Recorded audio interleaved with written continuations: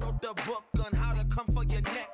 Pull your card, your numbers up, crumble your deck. What's a lion to a dinosaur? Call me Righteous Rex. Yo, what is up? It's that time, it's that hour. It's Righteous with another video. All right, so this video is going to be about Teofimo Lopez being a guest on the Sean Porter podcast. I wanted to give you guys a breakdown, the good, bad, and the ugly. But before I start that, I wanted to ask you guys to like, comment, and share.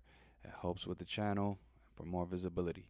So the first thing I want to do is congratulate Teofimo. Now, in the past, I have given Teofimo some slack because he had said some things about some fighters.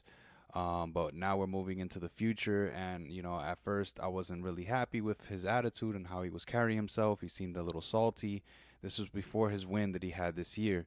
But now it seems like he's coming off a little bit like more confident, and he has some good advertisement deals, and I want to talk to you guys about that.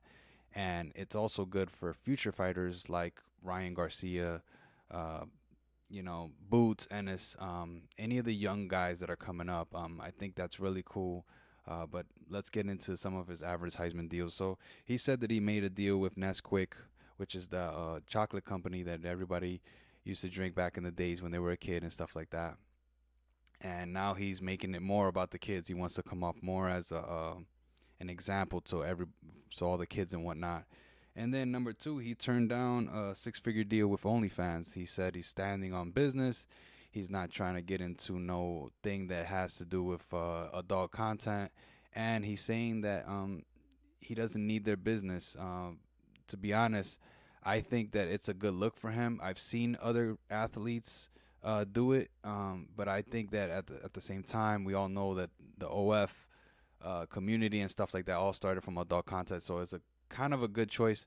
I'm not saying it's a horrible choice, but the thing is, it's business. So if he's standing on it, then that means that he wants to show what the future should hold for all the other fighters that are coming up, and standing on business and being an example is a perfect way to do it by rejecting that. And I think that's an awesome thing. I side with him on that, rejecting that opportunity. Now, when it comes to him and Haney, I think that's a really cool thing that he's still after that.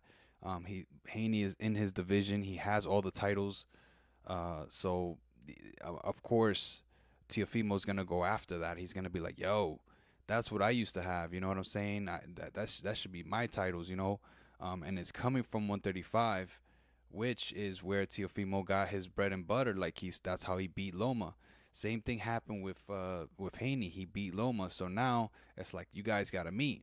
So everybody's assuming that it's possible that Regis could lose. I'm not saying it that way. And to be honest, that prediction video is going to be very difficult for me to make because I have to go back and watch these fights.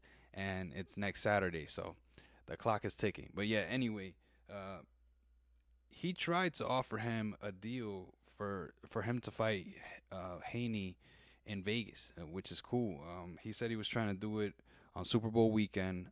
He said he wanted to do it at the Sphere, which is there's no sporting event has been done at the Sphere yet, which is impressive for someone that is trying to make a deal. You know, it's exciting. That's what I mean to say. It's exciting. But he has some kind of deal with like MSG and that corporation and all those folks from New York and stuff like that.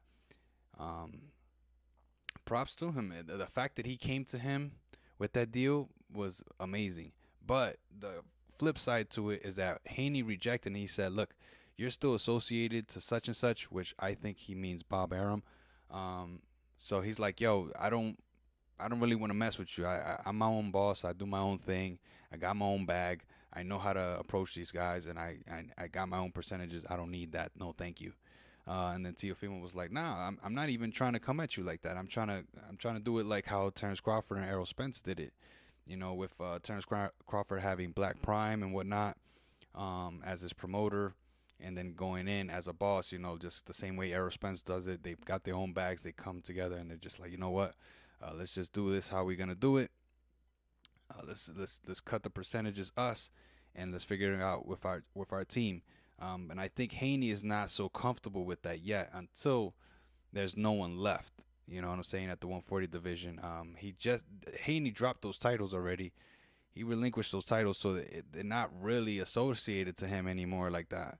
I mean, obviously he can't make 135 if he's trying to fight Teofimo, so then there's no point in holding those titles.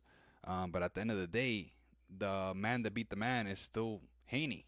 You know, he's still the guy. So Teofimo's definitely gonna want to fight him. And when it comes to making the fight, I think Haney's gonna want to be the A side every time, no matter what. That's how he was taught to fight. You know what I'm saying? To do business. So Teofimo, his bargaining chip is to say, yo, let's do it this way. You know, I'm a ex lineal champ too. I'm considered someone that's a lineal champ as well. Let's do it this way. But Haney's like, no, I'm the man right now, not you. So you're gonna have to either sit down or fight how I want to fight and do business how I want to do it. And I respect Haney as well. But if he loses, then he's back on the bottom of the line. So, you know, I like what Teofimo's doing. He's sitting on the sidelines waiting for his turn. He's probably going to be at the fight himself because he wants to wait for that turn. And then after that, we'll see what happens. But he also called out Terrence Crawford. I thought that was great. I mean, what more can you ask for from Teo? He's basically saying, look, I don't have much to do. I'm looking for something, and I don't want to keep waiting, you know. Ryan's calling out Rolly, so that's not going to happen. And him fighting Regis, if Regis were to lose, big if, wouldn't be productive, you know what I'm saying? It would be kind of going backwards. Loma's not in the picture right now. I don't know what's going on with Loma. We need to see more from Loma, but I hope Loma fights Shakur or something like that. But if that's going on, then, you know, what do we got for Teo? It's just Haney. So that's all I wanted to say. Once again, like, comment, share, subscribe. You already know what to do. Let's try to keep boxing alive, yo. Peace out.